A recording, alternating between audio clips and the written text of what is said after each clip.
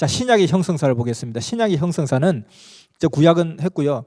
신약은 성경이 어떻게 형성되었을까? 사실 처음에는 문서화에 대한 필요성을 못 느꼈어요.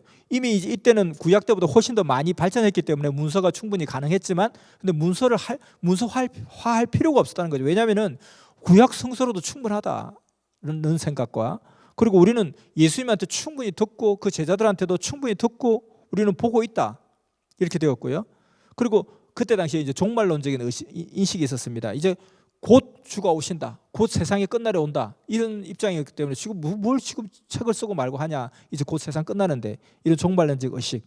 그리고 그때 당시에도 역시 파피루스, 이 종이가 비쌌다는 것입니다. 그리고 또 수천 년 동안 내려왔던 구전전승의 습관이 있어서 또 그걸 그대로 구전전승하고 있는 이런 차원이었었어요. 그러다가 시간이 지나면서 이제 문서화가 필요하게 된 거예요. 문서화가 필요하게 되었다. 왜 문서화의 필요성이 등장하게 되었느냐 하면은 이 AD 한 70년경이 되니까 사도 요한을 제외하고는 사도들이 다 죽은 거예요. 그래서 이제 더 이상 사도들의 증언을 들을 수가 없는 거예요. 이제 이게 기록으로 남겨놔야 되겠다.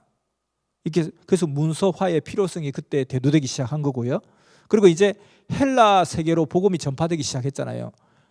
그러니까 이스라엘 땅은 너무 작은 땅이고, 그리고 이스라엘 땅에는 대다수가 여전히 유대인들이 대다수였고, 유대 종교가 대다수였고, 예수 종교는 아직까지는 아주 미미한 존재에 불과했고, 실제로 예수님의 그 복음은 전 세계 헬라 지역에 다 전파되고 있었잖아요. 그러다 보니까 아니 이게 헬라 세계로 복음화가 되는 과정 가운데 그 헬라 세계에 가보니까 그곳에서는 이 출판 문화가 굉장히 보편화되어 있더라는 거예요. 그래서 출판 문화에 눈을 뜨게 된 거죠.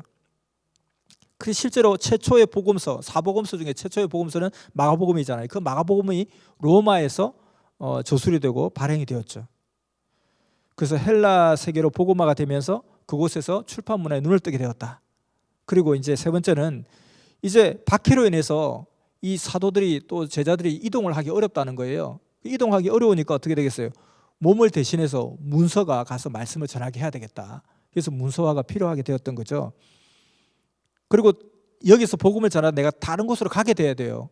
그러면 이제 내 몸은 저기 가니까 여기는 어떻게 복음을 전해요? 그래서 여기에는 내가 글을 남겨놓고 책을 남겨놓겠다, 이렇게 하게 되는 거죠. 그리고 네 번째는 이제 종말론적인 인식이 있었다 했잖아요. 재림이 곧 임한다, 곧 임한다 했는데 자꾸 재림이 임하지 않는 거예요. 그렇게 하다 보니까 이 재림에 대한 기대가 장기화됨에 따라서 이제 이게 이제 우리가 좀 더 뭔가 이 말씀을 계속해서 이어갈 수 있는 문서화가 필요하겠다 하고 생각하게 된 거예요.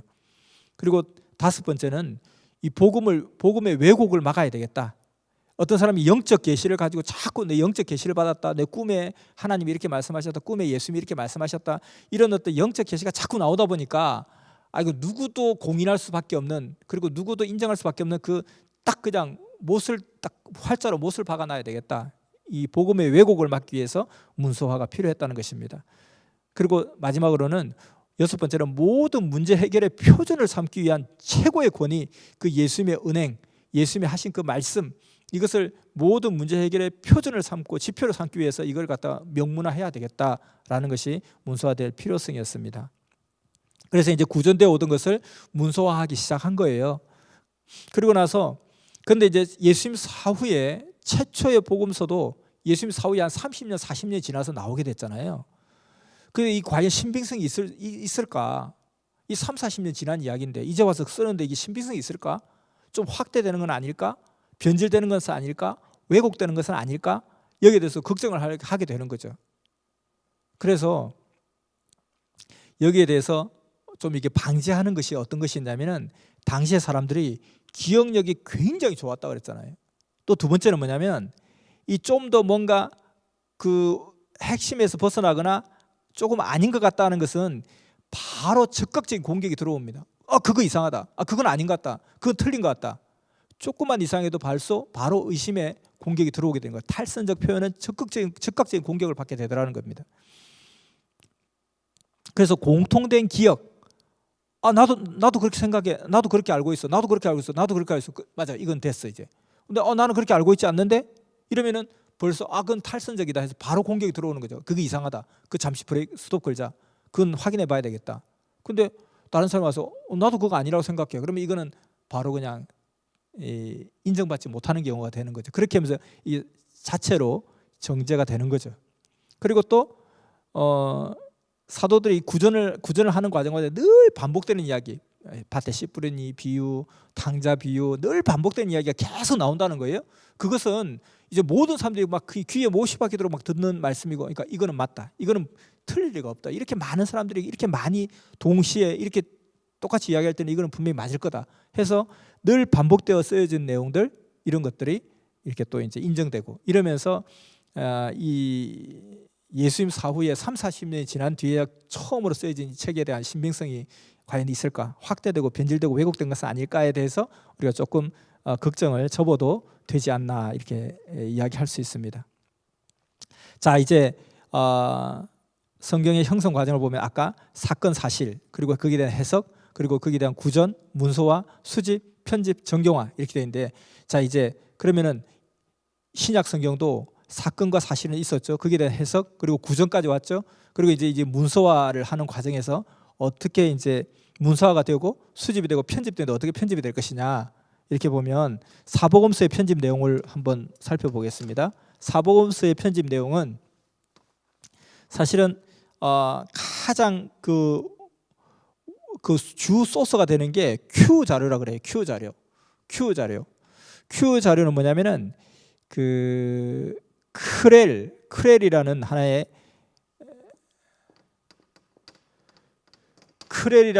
이것이 뭐냐면 예수님의 예수님이 하셨던 말씀 모음, 어록과 같은 이 크렐의 뜻은, 원래 뜻은 어떤 기원, 원천 이런 뜻이에요. 이것이 기원이다, 원천이다. 그 기원의 원천의 근본된 그 의미가 뭐냐, 예수님의 어록인 거예요. 그래서 이 Q 자료가 있고 그리고 제일 먼저 쓰여진 마가복음이 있죠. 마가복음 이 두 가지 자료를 중심으로 해서, 자 마가복음이 제일 먼저 쓰여지고, 이 마태복음은 어떻게 쓰여지냐면, 마태복음은 일부를 Q 자료에서 가져오고 일부를 마가복음에서 가져오고, 그리고 그 외에 좀 추가된 마태 다시 원, 요것이 첨가되어서 마태복음이 나오게 된 거예요. 그 다음에 누가복음은 똑같아요. 누가복음도 Q 자료를 기본으로 하고 마가복음에서 내용들을 다 따서 그대로 인용을 하고, 그 다음에 누가복음에 자기만이 가지고 있는 조금의 이야기들 첨가, 이렇게 해서 누가복음이 형성된 거죠. 요한복음은 뭐냐면은 이 세 복음하고는 전혀 딴판에 완전 다른 이야기. 그래서 이 세 가지 복음을 같은 관점에서 썼다 해서 공관복음이라고 하죠. 공관복음과 요한복음을 합쳐서 우리는 사복음서다, 이렇게 이야기하죠. 요렇게. 요한복음은 요거와는 전혀 다른, 완전 다른 내용이다. 근데 요 세 가지는 다 비슷비슷하게 마가복음을 원조로, Q자를 원조로 해서 다 이렇게 비슷비슷한 느낌으로 간다, 이거죠. 그럼 이 사복음서를 하나로 서로 모순도 막 있어요. 어떤 서로 모순이냐면, 이 사복음서 중에도 앞서 창세기도 막 그렇게 모세오경도 막 앞뒤가 안 맞는 것도 있고 틀린 것도 있고 나열한 것도 있고 막 그랬잖아요. 이 사복음서도 보면 서로 충돌한 내용이 있어요. 많아요. 마태복음 1장과 누가복음 3장에 보면 예수님의 족보가 달라요. 마태복음 1장의 족보하고 누가복음 3장의 족보가 달라요. 그 이유도 있고 여러 가지 상황인데, 이건 굉장히 긴 이야기인데 다 할 수 없고, 그냥 단적으로 이야기하자면은 예수님의 아버지 요셉이잖아요. 그 요셉의 부모에 대해서 마태복음에는 야곱이라고 되어 있고, 그러니까 예수님의 할아버지가 야곱이라는 되어 있고, 그리고 여기에 그 누가복음 3장에 보면은 예수님의 아버지 요셉의 아버지, 그러니까 예수님의 할아버지를 헬리라고 되어 있어요. 이거부터도 달라요. 그리고 그 과정도 위에 보면 다 다른 이유가, 의미는 있는데 아무튼 이렇게 다른 부분이 있다는 거예요. 그리고 요한복음에는 예수님의 성전 정화 사건, 막 성전에 가서 막 뒤집어 엎어버리고 하는 거 있잖아요. 이게 공생의 초기에 일어난 일이다 했는데, 다른 공관복음 세 복음서에는 아니다, 예수님의 공생의 말기에 일어난 일이다, 이렇게 달라요. 그리고 예수님의 십자가 사건도 요한복음에는 유월절 전이라고 그래 되어 있고, 이 세 복음서에는, 공관복음서에는 유월절 바로 후다, 바로 후, 이렇게 기록되어 있어요. 그리고 예수님의 부활 설화에 대해서는 복음서마다 다 달라요. 그래서 이렇게 충돌하는 것을 하나로 묶으면 안 되겠느냐, 이런 시도도 있었죠. 그래서 세 개의 복음서를 하나로 조화시키려는 시도도 있었어요. 그래서 실제로 그런 종합서가 나왔어요. 그걸 디아테사론이라 그러는데 이 종합서가 나왔습니다. 근데 얼마 동안은 영향력을 가지고 유지되다가 결국에는 종족을 감춰버리고 다시 사복음서가 남게 되었습니다. 자, 그래서 이 신약 성경도 이제 정경화로 딱 그냥 공식으로 딱 못 받게 하는 정경화의 필요성, 정경으로 확정하는 필요성이 대두된 게 AD 140년경에 마르시온이라는 사람이 나타나요. 이 마르시온이라는 사람이 영지주의자였거든요. 이 영지주의자는 예수님 당시 때 그 어떤 대표적인 이단이었잖아요. 이 영지주의자 마르시온은 구약 성경 이거 믿을 수 없다. 구약 성경 이거 배제한다. 그리고 사복음서도 상당히 수정이 필요하거나 상당히 축소해 버려야 된다 하는 것을 막 추진했어요. 그런데 반대로 몬타누스라는 사람은 이게 AD 한 170년경에서 활동을 했는데 자기 자신과 그 두 여자 계시자의 계시를 막 그게 또 집어넣으려고 했던 거예요. 추가하려고 했던 거예요. 그래서 한쪽에서는 그냥 막 어느 정도 공인된 이 성경을 갖다가 막 없애버리려고 하고 또는 막 삭제해버리려고 하는데 한쪽에서 또 자기와 또 두 여자 계시자의 계시까지도 이것도 진짜 하나님 주신 계시라고 막 집어넣으려고 하다 보니까 이러다가는 안 되겠다. 이러다 안 되겠으니까 우리가 빨리 정경으로 탁 그냥 누구도 손 못 대게 확정을 시켜버리자. 이렇게 되게 된 거죠. 확정되게 되는 과정 가운데서 그러면 이것을 정경으로 채택할 거냐 말 거냐의 그 기준이 뭐냐? 그 기준이 있었겠죠. 앞서 구약의 성경의 기준도 그렇게 있었잖아요. 그런데 신약 성경 정경의 채택의 그 기준은 뭐냐면은 첫 번째가 사도성입니다. 이것이 사도가 쓴 거냐 아니냐. 그러니까 사도가 쓰지 않은 것을 다 정경으로 채택할 수 없다라고 된 거예요. 사도의 권위가 대단한 거죠. 두 번째는 내용성, 내용이 어떠하냐. 그것이 사도들의 가르침과 일치하느냐, 사실과 부합하느냐, 진리의 가치가 있느냐, 그 내용성을 본 거예요. 세 번째는 보편성, 이것이 널리 읽혀질 만한 내용인가, 보편성. 그리고 네 번째 마지막은 영감성, 이게 감동이 있는 글이냐. 이 네 가지 기준으로 정경 채택 기준을 삼습니다.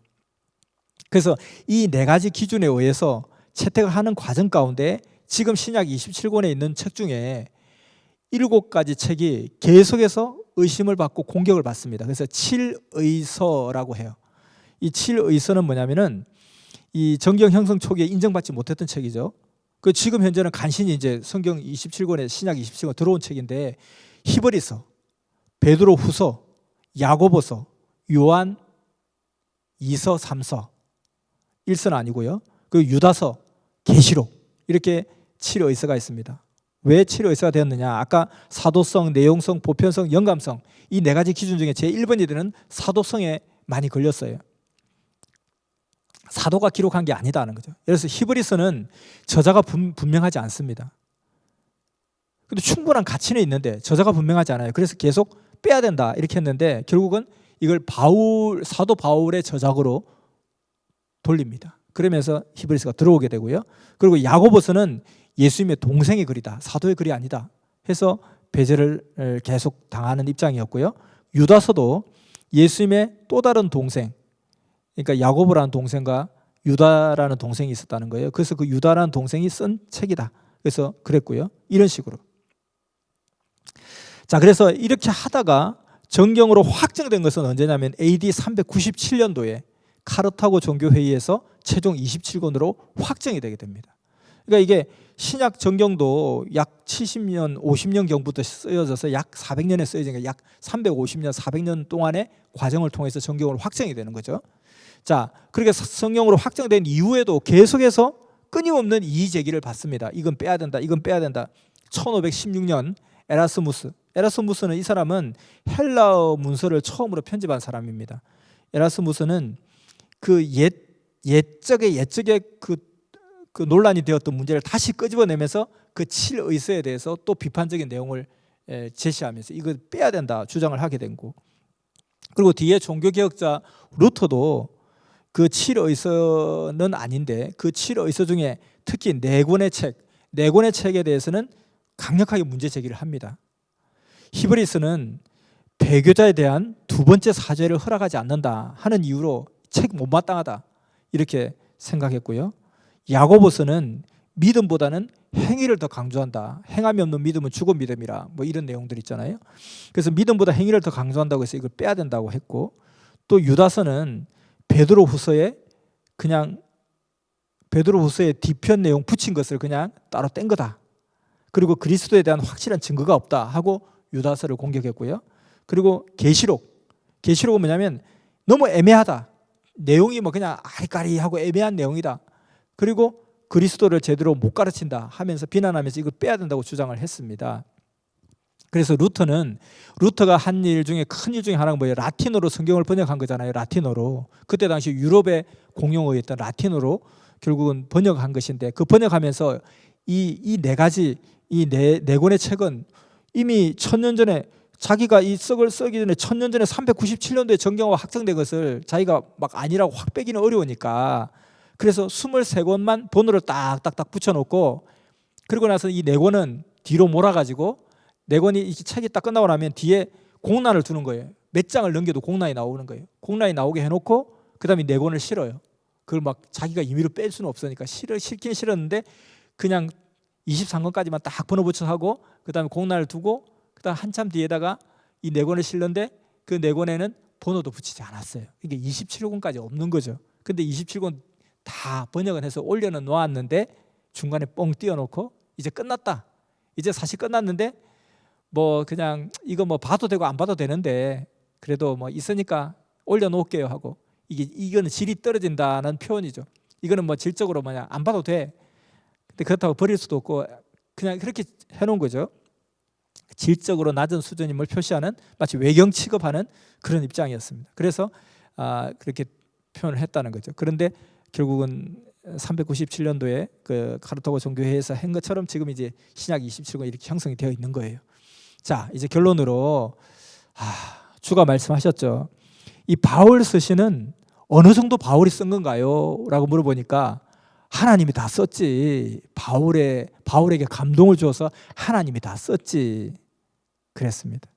그거 잠언은 솔로몬이 썼다고 하는데 솔로몬이 정말 대단한 것 같아요. 그 솔로몬이 정말 쓴 건가요? 하니까 하나님이 썼지. 그래서 잠언을 솔로몬이 썼다면 주가 읽어보겠냐는 거예요. 내가 읽지를 않는다. 하나님이 썼으니까 읽어보지. 자, 이와 같이 이런 여러 가지 과정 가운데서 정말 또 여러 가지 사람의 어떤 인위적인 작용이 있고, 또 그것이 또 틀릴 수도 있고 내용이 안 맞을 수도 있고 이런 과정들이 있을 수도 있어요. 그렇지만 구약 정경이 약 1000년에 의해서 정경화되어 가는 과정 가운데 그 1000년의 역사 속에 다양한 과정을 통해서 하나님께서 하나님의 주권적이고 강권적인 역사하심으로 구약 정경을 확정하시고, 신약 정경도 정말 거의 400년에 이르기까지 다양한 과정을 통해서 이렇게 하나님의 주권적인 능력과 역사하심으로 결국은 성경이라는 것을 딱 이렇게 만들어 왔다는 것입니다. 그래서 이 성경만이 유일한 하나님의 쓰신 책이고, 성경만이 모든 인류와 또 우리 문명과 또 우리의 삶과 구원과 휴거의 모든 것들이 다 담겨져 있다는 거예요. 그 내용이 일부 앞뒤가 맞지 않는다고 해서 또 그것을 갖다 문자 그대로 막 주장하고 무조건 믿어야 된다 하면은, 그럼 다른 내용은 뭐냐? 이것도 믿어야 되냐? 아니 그 7쌍씩 태웠다는 거하고 2쌍씩 태웠다고, 아니 믿는 거는 믿을 수 있어. 근데 뭐가 맞냐는 거지. 그러면 2쌍도 믿고 7쌍도 믿어. 그건 말이 안 되잖아요. 그러니까 이것을 우리가 성경을 볼 때 정말 제대로 그 알맹이를 보고 봐야 된다는 거예요. 무조건 문자 그대로 믿어야 된다. 그것도 틀린 말이죠. 문자 그대로 믿으면 성경이 틀린 책이 돼버리잖아요. 당장. 그러니까 우리가 성경에서 문자주의를 주장하는 사람이 많아요. 그냥 축자 영감설, 그리고 성서 무엇을, 성서는 오류가 없다. 그러니까 무조건 믿어야 된다. 축자 영감설, 각 글자마다 하나님의 영감으로 기록된 책이기 때문에 무조건 믿어야 돼. 태양이 멈췄다면 멈춘 거지. 왜 말이 맞냐? 하나님 전지전능하니까 하셔. 그렇게 한다면 앞서 말한 성경 자체에서 모순되는 내용들은 어떻게 할 거냐는 거예요. 그러니까 성경을 문자 그대로 무조건 믿어야 된다. 이것도 굉장히 무식한 이야기고, 그렇다고 해서 성경을 그렇게 뭐 그냥 틀린 것도 있는데 이걸 어떻게 다 신뢰할 수 있냐, 그렇게 말하는 것도 아주 단순하고 아주 폐쇄적이고 무식한 이야기라는 거죠. 그래서 정말 앞서 비유한 것처럼 오직 골드, 금은 여기밖에 없다. 이 산밖에 없다. 세상 어디 가도 없다. 근데 이 산에 모든 것이 다 금은 아니다. 흙도 있고 다 있다는 거예요. 그러나 금을 찾으면 여기 찾아야 된다는 거죠. 그러니까 성경이 여러 가지 오는 과정 가운데, 여러 가지 문서가 편집되는 과정 가운데 앞뒤가 안 맞는 것도 있고, 그런데 그 앞뒤가 안 맞는 것도 두 개를 동시에 그냥 앞뒤가 안 맞는 걸 편집자가 제일 잘 알 거 아니에요. 그럼에도 불구하고 두 개를 갖다가 딱 그냥 나열을 할 때는 그렇게 하게 한 것도 편집자의 마음이 아니라는 거예요. 편집자는 그렇게 하겠냐는 거 자기가 뻔히 다 아는데 이 두 가지가 틀렸다는 내용을 아는데 한 것 쪽으로 정리해야죠. 그러나 하나님이 강권적으로 그 두 가지를 쉽게 했다는 강권적인 역사와 주권적인 역사가 있었다는 거예요. 그래서 우리가 성경을 볼 때는 그 핵심의 의미를 정확하게 알고 봐야 되고 성경은 성경의 문제는 성경에 풀어진다. 이런 그 원리를 가지고 성경 보는 법을 정확하게 알고 성경을 인식한다면, 그리고 또 성경이 그냥 무조건 그냥 다 맞다 이게 아니라 무조건 하나님 썼다가 아니라 이런 과정을 통해서 하나님이 여러 가지 과정을 거쳐가면서 하나님의 뜻이 거기에 스며들게 하시고 그 뜻이 사람들에게 전파되게 하는 여러 방법으로 전파되게 하는 하나님의 능력의 역사, 이게 다 들어있다 이렇게 생각하면 좋을 것 같습니다. 자, 이것으로 마치겠습니다.